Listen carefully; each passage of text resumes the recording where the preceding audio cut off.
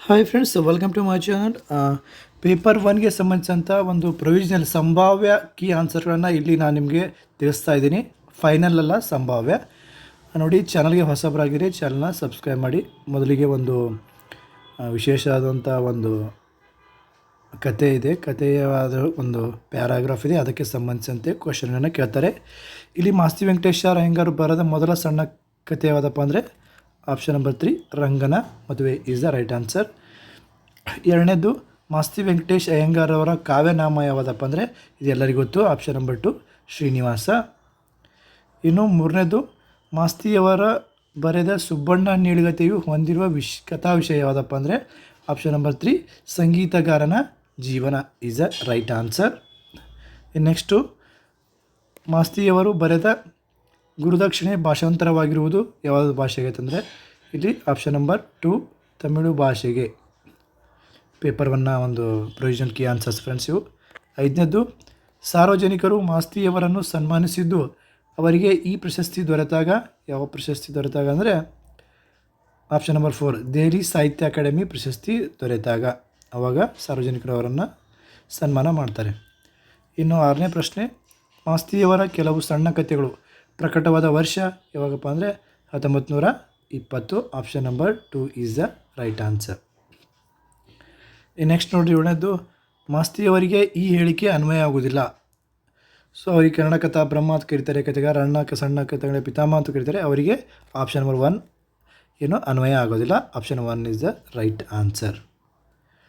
ಎಂಟನೇದು, ಅತ್ಯುತ್ತಮ ಪದದಲ್ಲಿರುವ ಸಂಧಿ ಯಾವುದಪ್ಪ ಅಂತ ಕೇಳಿದ್ದಾರೆ.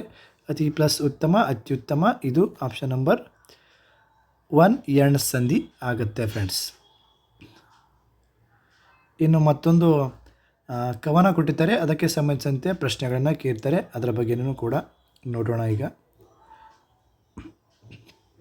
ಓಕೆ, 9ನೇ ಪ್ರಶ್ನೆಗೆ, ನೆನಪಿನ ಬೆಳೆಯನ್ನು ತೂಗಿರುವುದು ಯಾವುದಪ್ಪ ಅಂದರೆ ಆಪ್ಷನ್ ನಂಬರ್ 2, ಮಳೆ. ಇನ್ನು 10ನೇದು, ಕವಿ ಹೇಳುವಂತೆ ಮರುಕಳಿಸಿರುವುದು ಯಾವುದಪ್ಪ ಅಂದರೆ ಆಪ್ಷನ್ ನಂಬರ್ 1, ಆನಂದ ಮರುಕಳಿಸಿರುವುದು. ನೆಕ್ಸ್ಟು, ಮತ್ತೆ ಬರಬಾರದೆ 11ನೇ ಪ್ರಶ್ನೆ, ಮತ್ತೆ ಬರಬಾರದೆ ಯಾವುದಕ್ಕಪ್ಪ ಅಂದರೆ ಹಿಗ್ಗೆರದ ಹಳಗಾಲ, ಏನು ಹಿಗ್ಗೆರದ ಹಳಗಾಲ. ಇನ್ನು 12ನೇ ಪ್ರಶ್ನೆ, ಮಳೆಯು ಮರೆಯಗೊಡದಿರುವುದು ಯಾವುದಪ್ಪ ಅಂತಂದರೆ ಆಪ್ಷನ್ ನಂಬರ್ 3, ಬಂಧ ಸಂಬಂಧಗಳನ್ನು, option 3 is the right answer. Next 13ನೇ ಪ್ರಶ್ನೆ, ಮಳೆಯು ಜೀವಾಳವನ್ನು ಏನು ಮಾಡುತ್ತಂದರೆ ಆಪ್ಷನ್ ನಂಬರ್ 2, ಕಲಕಿದೆ. ಇನ್ನು 14ನೇ ಪ್ರಶ್ನೆ, ಸುಖ ದುಃಖ ಎನ್ನುವುದು ಏನು ಅಂತ ಕೇಳಿದ್ದಾರೆ. ಸುಖ ದುಃಖ ಅನ್ನೋದು ಇಲ್ಲಿ ನುಡಿಗಟ್ಟು ಆಗೋದಿಲ್ಲ, ದುರುತ್ತಿ ಆಗೋದಿಲ್ಲ, ಅನುಕರಣವೇ ಆಗೋಲ್ಲ, ಇಲ್ಲಿ ಆಪ್ಷನ್ ನಂಬರ್ 3, ಜೋಡು ನುಡಿ. 15ನೇ ಪ್ರಶ್ನೆ, ಪಯಣ ಪದದ ತತ್ಸಮ ರೂಪ ಯಾವುದಪ್ಪ ಅಂದರೆ ಈಸಿಯಾಗಿದೆ ನೋಡಿ ಫ್ರೆಂಡ್ಸ್. ಇಲ್ಲಿ option number 1 is the right answer, ಪ್ರಯಾಣ. ಪ್ರಯಾಣ ತತ್ಸಮ ತದ್ಭವಗಳು. ಇನ್ನು 16ನೇ ಪ್ರಶ್ನೆ ಈಸಿ ಇದೆ ನೋಡಿ, ಅನುನಾಸಿಕವಲ್ಲದ ಅಕ್ಷರ ಯಾವುದು. ಅನುನಾಸಿಕ ಯಾವ ಬರ್ತಾವು? ನ, ಯ, ನ, ನ, ಮ. ಇಲ್ಲಿ ನ ಇದೆ, ಇಲ್ಲಿ 2 ಆನ್ಸರ್ ಆಗುತ್ತವೆ. ಒಂದು ಆಪ್ಷನ್ ನಂಬರ್ 4 ಜ, ಆಮೇಲೆ ಆಪ್ಷನ್ ನಂಬರ್ 1 ತ. ಇವೆರಡು ಅನುನಾಸಿಕವಲ್ಲದ ಅಕ್ಷರಗಳಾಗ್ತವೆ. ನಾನು ಬರುತ್ತೆ, ಮನು ಅನುನಾಸಿಕ ಅಕ್ಷರಗಳಿವು, ತ ಮತ್ತು ಜ ಅನುನಾಸಿಕವಲ್ಲದ ಅಕ್ಷರಗಳಾಗಿವೆ. ಇಲ್ಲಿ ಎರಡಕ್ಕೂ 2 ಆನ್ಸರ್ ಕೊಡ್ತಾನೆ friends, don't worry about this.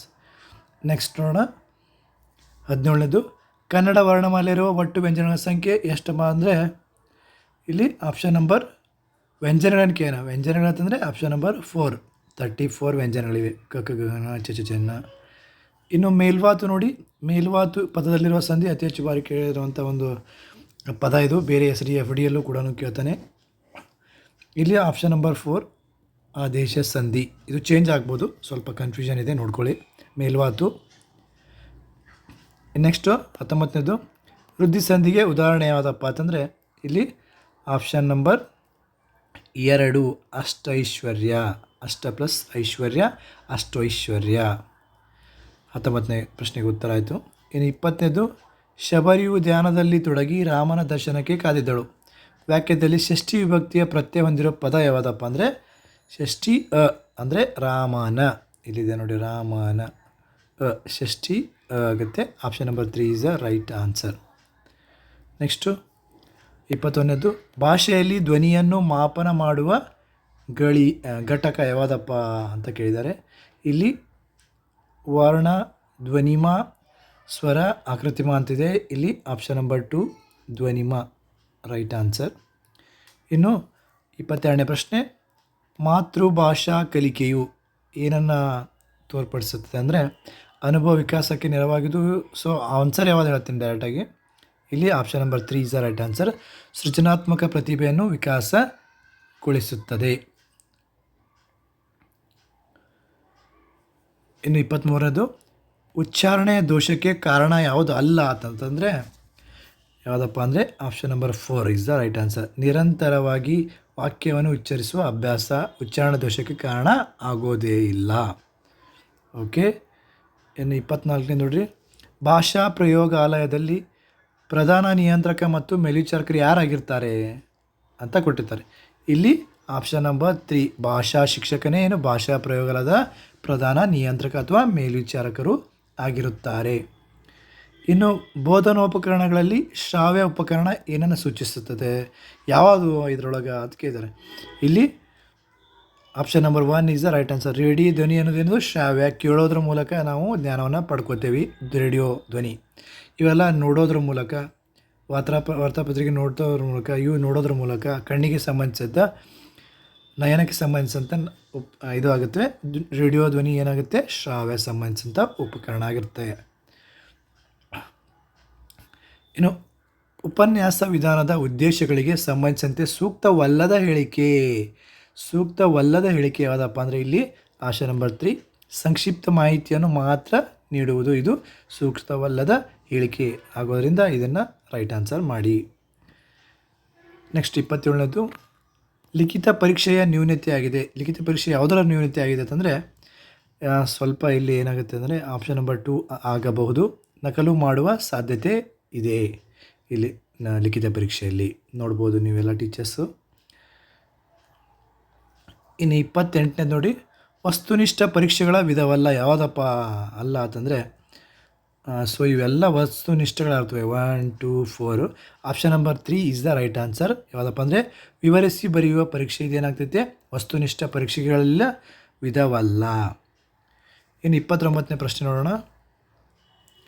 ಪ್ರತಿಭಾವಂತ ವಿದ್ಯಾರ್ಥಿಯ ಗುಣಲಕ್ಷಣ ಅಲ್ಲ, ಯಾವುದು ಅಲ್ಲ ಅಂತಂದರೆ ಪ್ರತಿಭಾವಂತ ವಿದ್ಯಾರ್ಥಿಯದು ಸೊ ಇವೆಲ್ಲವೂ ಇರುತ್ತವೆ. ವಯಸ್ಸಿಗೆ ಮೀರಿದ ಅವಧಾನ ಇರುತ್ತೆ, ಸಾಧನೆಯ ಹಂಬಲ ಇರುತ್ತೆ, ಈ ಥರ ಸಾಮಾನ್ಯ ವಿದ್ಯಾರ್ಥಿ ಅಧಿಕ ತಿಳುವಳಿಕೆ ಇರುತ್ತೆ. ಸೊ ತಿಳುವಳಿಕೆ ಇದೆ ಅಂದಮೇಲೆ ಇಲ್ಲಿ ಸ್ಮರಣಶಕ್ತಿ ಹೆಚ್ಚಾಗಿರಬೇಕು, ಕಡಿಮೆ ಅಂತ ಕೊಟ್ಟಿದ್ದಾರೆ. ಇದೇ ರೈಟ್ ಆನ್ಸರು. ಯಾವುದು ಆಪ್ಷನ್ ನಂಬರ್ 4 ಗುಣಲಕ್ಷಣ ಅಲ್ಲ ಅಂತ ಅನ್ನೋದರಿಂದ ಸ್ಮರಣಶಕ್ತಿ ಕಡಿಮೆ ಇರುತ್ತದೆ. Is the right answer. ಇನ್ನು 30 ಕ್ವಶನ್ ಇಲ್ಲಿ ನೋಡಿ ಫ್ರೆಂಡ್ಸ್, CCE ಇದರ ವಿಸ್ತೃತ ರೂಪ ಯಾವುದಪ್ಪ ಅಂತ ಕೇಳಿದ್ದಾನೆ. ಇಲ್ಲಿ option number 1 is the right answer. ನಿರಂತರ ಮತ್ತು ಸಮಗ್ರ ಮೌಲ್ಯ ಮಾಪನ. ವ್ಯಾಪಕನೂ ಆಗಬಹುದು. ಓಕೆ, ನನಗೆ ಅನಿಸಿದ ಪ್ರಕಾರ ನಿರಂತರ ಸಮಗ್ರ ಮೌಲ್ಯ ಮಾಪನ ಆಗುತ್ತೆ. 30 ಕ್ವಶನ್ಗೆ ಒಂದು answer. Next English, psychology, social science, ಆಮೇಲೆ ಮ್ಯಾಥ್ಸ್ ಸೈನ್ಸು. ಸೊ ಇದರ ಬಗ್ಗೆ ವಿಡಿಯೋಗಳನ್ನು ಮಾಡಿ ಹಾಕ್ತೀನಿ ಅಂತ ಹೇಳ್ತಾ, ಸೊ ಮತ್ತೇನಾದರೂ ಮಾಹಿತಿ ಬೇಕಾದರೆ ಈ ಚಾನಲ್ನ ಸಬ್ಸ್ಕ್ರೈಬ್ ಮಾಡಿ. ಮತ್ತೇನಾದರೂ ನಿಮಗೆ ಚೇಂಜಸ್ ಅನ್ನಿಸ್ತಾ ಇದ್ದರೆ ನೀವು ಕಮೆಂಟ್ ಬಾಕ್ಸಲ್ಲಿ ಕಮೆಂಟ್ ಮಾಡಿ, ಅಲ್ಲಿ ಡಿಸ್ಕಷನ್ ಮಾಡಿ ಆನ್ಸರನ್ನು ಕಂಡುಕೊಳ್ಳೋಣ ಅಥವಾ ನೆಕ್ಸ್ಟ್ ವಿಡಿಯೋದಲ್ಲಿ ಆನ್ಸರನ್ನು ಪಡೆದುಕೊಳ್ಳೋಣ. ಇದಿಷ್ಟು ಮಾಹಿತಿ ಫ್ರೆಂಡ್ಸ್. ಚಾನಲ್ಗೆ ಹೊಸಬರಾಗಿದ್ದರೆ ಚಾನಲ್ ಲೈಕ್ ಮಾಡಿ, ಶೇರ್ ಮಾಡಿ. All the best friends.